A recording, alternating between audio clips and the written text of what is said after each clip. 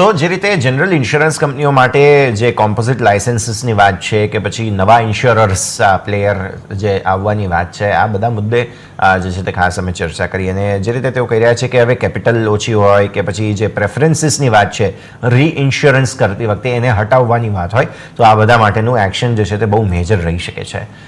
ખાસ સિદ્ધાર્થ, આપણે જેમ જાણીએ છીએ અને તમે પણ કહ્યું કે life insurance sector, general insurance sector બહુ ઇન્ટરેસ્ટિંગ છે. અને ભારતમાં જેમ ખાસ દેવાશિષ સાહેબે પણ કહ્યું કે ભારતમાં જે પેનિટ્રેશન છે પર્ટિક્યુલરલી એ તેઓ અહીંયાથી વધારવાની ખાસ કોશિશમાં છે. અને આવી પરિસ્થિતિમાં લગભગ તેમને ફોકસ છે કે 5 થી 7 વર્ષમાં આ જે પેનિટ્રેશન છે તે ડબલ થઈ જાય તેવું તેમનું ફોકસ છે. IRDAI જેવી સંસ્થા આટલું બધું ફોકસ રાખી રહી હોય તો સ્વાભાવિક છે કે જેટલા પણ પ્લેયર્સ છે તેમને બધાની પાસે બહુ મોટું પ્લેગ્રાઉન્ડ બને. ડબલ એટલે એમની પાસે જે માર્કેટ શેર વધારવાની કેટલી મોટી ઓપોર્ચ્યુનિટી છે. સિદ્ધાર્થ, એકદમ સાચી વાત છે યશજી. અમે લોકોએ ઇન્સ્યોરન્સ સેક્ટર, અમારા જે કન્સેપ્ટ રિસર્ચ છે એમાં અમે બહુ ડીપલી આ સેક્ટરને એનાલાઇઝ કર્યું છે. અને હું તમને થોડા ડેટા સાથે સમજાવવા માંગુ છું. જનરલ ઇન્સ્યોરન્સની જો આપણે વાત કરીએ અને એમાં બી ખાસ કરીને હેલ્થ ઇન્સ્યોરન્સની, તો અમેરિકાના હું તમને અમુક ડેટા આપું કે યુનાઇટેડ હેલ્થ, ત્યાં બહુ જૂની કંપની છે ને જાણીતી કંપની છે, તે છેલ્લા 25 વર્ષમાં it has become a 100 bagger, 100 times return share હોલ્ડર્સને મળ્યું છે. અને ત્યાંનો ગ્રોથ રેટ, એ જે કંપની છે એનો ગ્રોથ રેટ અરાઉન્ડ 12% આસપાસ રહ્યો છે. જ્યારે ઇન્ડિયામાં general insurance companies R growing around 20%. એટલે 12% વાળી કંપની ને આપણી 20% ગ્રોથ છે આપણે ત્યાં રિટર્ન ઓન ઇક્વિટી અરાઉન્ડ 15% આસપાસ રહ્યું છે. આપણે ત્યાં 17 થી 18% રિટર્ન ઓન ઇક્વિટી રહ્યું છે. બીજું, ત્યાંનું અંડર પેનિટ્રેશન એટલું બધું નહીં હતું. આવતા ગયા 30 વર્ષ પહેલા પણ આપણે જોઈએ તો ત્યાં એટલું બધું અંડર પેનિટ્રેશન નહીં હતું, કારણ કે ઓલરેડી ડેવલપિંગમાંથી ડેવલપ કન્ટ્રી થઈ રહ્યું હતું US. જ્યારે India is still a developing country ને India is highly under penetrated.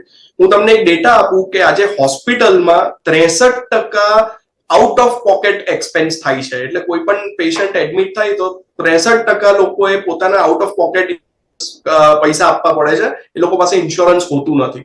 એટલે see the level of under penetration. અને સૌથી ઇમ્પોર્ટન્ટ પોઈન્ટ એ છે કે જે તમે પણ હમણાં હાઇલાઇટ કર્યો કે 5 વર્ષ પહેલા જેને લાયસન્સ આપેલું પછી અત્યારે એક નવું લાયસન્સ આવ્યું છે. એટલે એન્ટ્રી બેરિયર્સ આ સેક્ટરમાં બહુ હાઈ છે. એ લોકો તરત લાયસન્સ ઇસ્યુ કરતા નથી. અને એના કારણે પણ જે પ્રોફિટ પૂલ વધવાનો છે તે જેટલી કંપનીઝ લિસ્ટેડ છે ને જેટલી કંપનીઝ ને લાયસન્સ મળ્યું છે એની વચ્ચે વેચાવાનો છે. અને તમે કીધું એમ 5 વર્ષમાં એ લોકો ડબલ કરવા માંગે છે. જ્યારે IRDA આટલું પોઝિટિવ હોય અને આટલી સરસ ટેલવિન્ડ હોય તો આ સેક્ટર ડેફિનેટલી બહુ સારું કરી શકે છે. પ્રોબ્લેમ એક જ હતો કે કોવિડમાં ક્લેમ રેશિયો બહુ હાઈ થઈ ગયો હતો, કારણ કે હોસ્પિટલાઇઝેશન આપણને બધાને ખબર છે કે બહુ વધી ગયું હતું. ઇવન હોસ્પિટલનું ઇન્ફ્લેશન પણ ખાસું વધી ગયું હતું. અને એના કારણે general insurance sector didn't do well for last 2 years. પણ મને એવું લાગે છે કે હવે પીવોટ પોઈન્ટ આવી ગયો છે અને અહીંયાથી નેક્સ્ટ 3 yearsમાં insurance sector should give you decent returns. Clearly તો આ વ્યૂ આપણને અહીંયાથી ખાસ બનતો જોવા મળી રહ્યો છે. આજે બધી જ ઇન્સ્યોરન્સ કંપનીઓની અંદર સારું એવું એક્શન છે. બીજા કાઉન્ટર્સ જેમાંથી એક નજર પર આવી રહ્યું છે તે છે બીકાજી. આજે ફરી એકવાર ખરીદદારીના સંકેતો.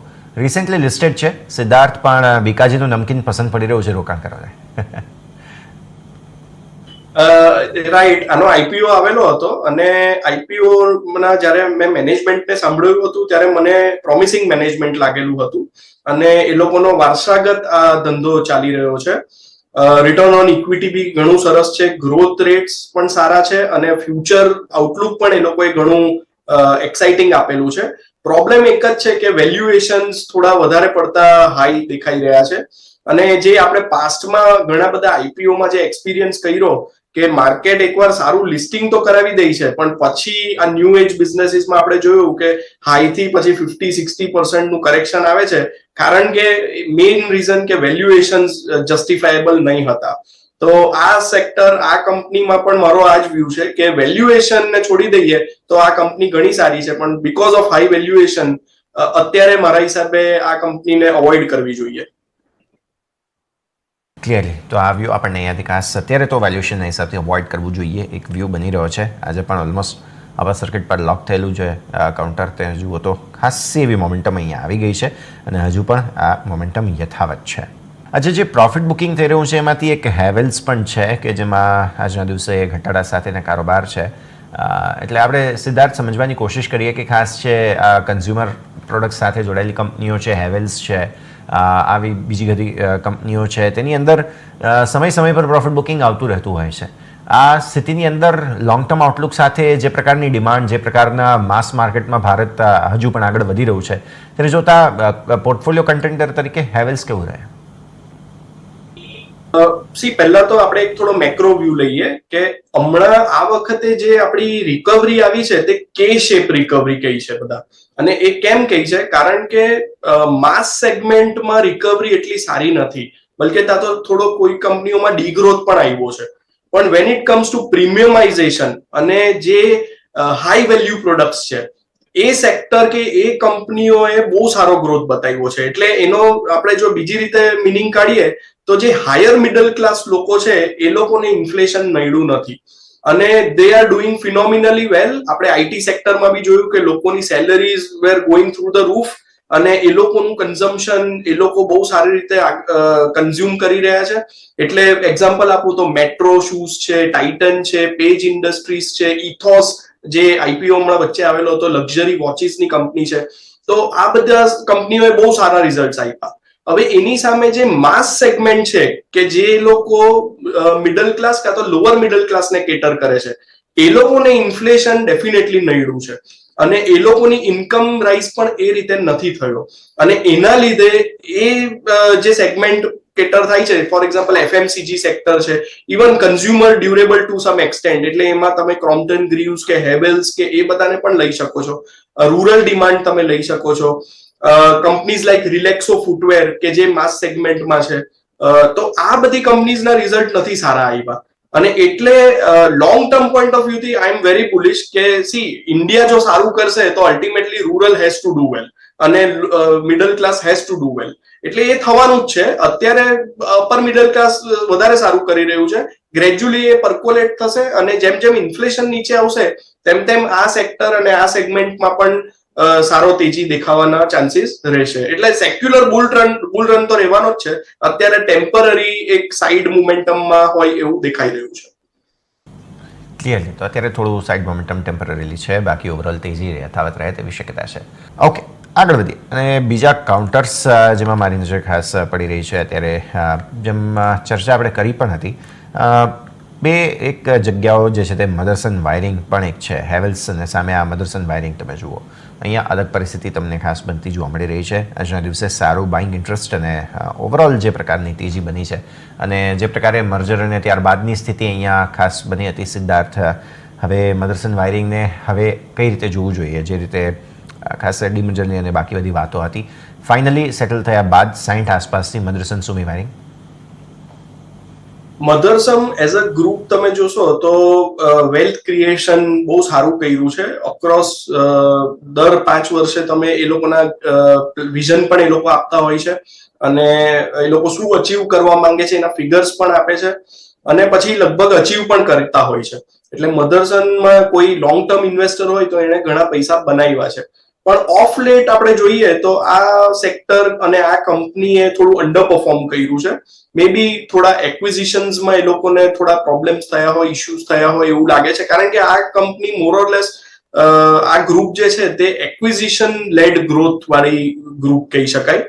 હવે જે આ ડીમર્જર થયું છે ને, જે વાયરિંગનો બિઝનેસ અલગ થયો છે, હવે એને પર્ટિક્યુલરલી મેં બહુ સારી રીતે ટ્રેક નથી કર્યો એટલે હું આ કંપની સ્પેસિફિક બહુ નહીં બોલી શકીશ. પણ એઝ અ ગ્રુપ મને આ ગ્રુપ ગમે છે અને એના પ્રમોટર બી ખૂબ જ ઓનેસ્ટ, એથિકલ, ટ્રાન્સપરન્ટ રહ્યા છે.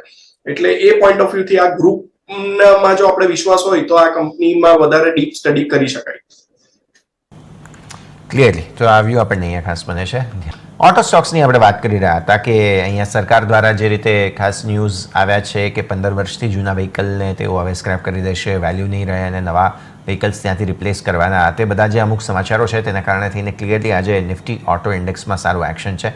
ટ્યુબ ઇન્વેસ્ટમેન્ટ વખતે આપણે વાત પણ કરી હતી. સિદ્ધાર્થ, ન્યૂઝ બહુ મેજર છે અને પર્ટિક્યુલરલી કમર્શિયલ વ્હીકલ્સમાં સારું એવું એક્શન, જે પ્લેયર્સ છે તેમાં સારું એક્શન છે, પર્ટિક્યુલરલી મોટી બસીસ આ તે બધા માટે થઈને, કેમ કે આ નિયમ બહુ મેજર છે. અને પ્લસ જો નાની નાની ગાડીઓ બનાવનારી કંપનીઓ છે તેના ઉપર પણ રાખીએ, કેમ કે 15 વર્ષનો નિયમ છે તો એ સ્વાભાવિક આ બધાને પણ સીધો લાગુ પડે. આ ન્યૂઝ પર્ટિક્યુલરલી અને ઓટો સેક્ટરનો view overall. Auto sector overall આપણે જોઈએ તો ઘણા વખતથી એક ડાઉનટર્નમાં હતા, કારણ કે એક તો ડિમાન્ડ પણ નહીં હતી અને બીજું કે જે રીતે સેમિકન્ડક્ટરનો પ્રોબ્લેમ હતો કે એ લોકો સપ્લાય પણ બરાબર નહીં કરી શકતા હતા, કારણ કે સપ્લાય ચેઇનમાં પણ ઘણા ઇશ્યુઝ હતા. હવે એવું લાગી રહ્યું છે જે રીતે લાસ્ટ ક્વાર્ટરની કોમેન્ટ્રી આવી ઓટો સેક્ટર કંપનીઝમાં અને ખાસ કરીને 4-વ્હીલર્સમાં, તો એ લોકો કહી રહ્યા છે કે આ પ્રોબ્લેમ લગભગ સોલ્વ થઈ ગયો છે અને હવે ગોઈંગ ફોરવર્ડ એ લોકો બહુ ફાસ્ટ સપ્લાય કરી શકશે અને એની સામે હવે ડિમાન્ડ પણ આવી રહી છે. એટલે મારું એવું વ્યૂ છે કે ઓટો સેક્ટરમાં આપણે એક તો ડિફરન્શિએટ એ રીતે કરવું જોઈએ કે 2-વ્હીલર, 4-વ્હીલર, કમર્શિયલ વ્હીકલ્સ, તમે જે બસીસ કીધું એને પણ આપણે એક સેક્ટર અલગ તરીકે મૂકી શકીએ છીએ. હવે કોવિડમાં ફોર એક્ઝામ્પલ બસીસનું સેલ્સ એકદમ નીલ થઈ ગયું હતું, કારણ કે સ્કૂલ્સ ઓલમોસ્ટ બંધ થઈ ગઈ હતી, તો આ પણ હવે એક રિવાઇવ થઈ રહ્યું છે. એટલે કમર્શિયલ વ્હીકલમાં એવું કહેવાય છે કે જ્યારે પણ ઇકોનોમી રિકવર થાય છે ત્યારે કમર્શિયલ વ્હીકલની ડિમાન્ડ સૌથી વધારે થતી હોય છે અને એ આપણને એક ચિહ્ન બતાવે છે કે ભાઈ હવે ઇકોનોમી સારું થવાની છે. તો કમર્શિયલ વ્હીકલ્સમાં એ દેખાઈ રહ્યું છે, સેલ્સ ફિગર્સમાં દેખાઈ રહ્યું છે. આપણે એની વાત કરીએ, પેસેન્જર વ્હીકલ્સની વાત કરીએ તો જે રીતે મહિન્દ્રા એન્ડ મહિન્દ્રાના સ્કોર્પિયોના ફિગર્સ આવેલા હતા કે એ લોકોએ પહેલી 30 મિનિટ્સમાં જ 1 લાખનું સેલ્સ બુકિંગ કરી દીધું હતું અને પછી પણ બુકિંગ બહુ સારું એ લોકોને મળી રહ્યું છે. તો અગેન એ કંપની પણ બહુ પ્રોમિસિંગ લાગી રહી છે. એસયુવી સાઈડ પર આપણે એને કંપનીને જોઈએ તો 2-વ્હીલરની આપણે જો વાત કરીએ તો એમાં અગેન ટીવીએસ ઘણું સારું કરી રહી છે. બજાજ ઓટો પણ ડોમેસ્ટિકમાં તો બહુ સારું કરી રહી છે. એક્સપોર્ટ સાઈડ પર એ લોકોને થોડા ઇશ્યુઝ આવી રહ્યા છે, કારણ કે આપણે અગેન બધા જાણીએ છીએ યુરોપ અને બીજા કન્ટ્રીઝમાં અમુક થોડા બધા પ્રોબ્લેમ્સ હેડવિન્ડ્સના છે. ઇન્ફ્લેશન ત્યાં 40-યર હાઈ પર છે, એટલે ત્યાં ડિમાન્ડ સેટબેક બી થોડો રહેવાનો છે. પણ ઓવરઓલ કોન્ટેક્સ્ટમાં જોઈએ તો આ સેક્ટર રીઝનેબલી વેલ્યુડ છે અને અહીંયાથી જો ગ્રોથ આવશે તો કદાચ પી નું રીરેટિંગ નહીં થાય, પણ અર્નિંગ ગ્રોથ જેટલા તો પૈસા આ સેક્ટરમાં સારામાં સારા બની શકે છે. અને કમિંગ ટુ યોર પોઈન્ટ કે જે અત્યારે ગાઈડલાઈન આવી છે કે 15 વર્ષમાં સ્ક્રેપ કરી દેવાનું, તો અગેન એ પોઝિટિવ જ છે આ સેક્ટર માટે. એટલે વધારે ને વધારે કાર્સનું ઉત્પાદન બી થશે અને વધારે ને વધારે સેલ્સ પણ આ પોઈન્ટના લીધે થવાનું છે. ક્લિયરલી એક મેજર એક્શન અમને અહીંયાથી આવતું ખાસ જોવા મળી રહ્યું છે, ધ્યાન રાખીએ.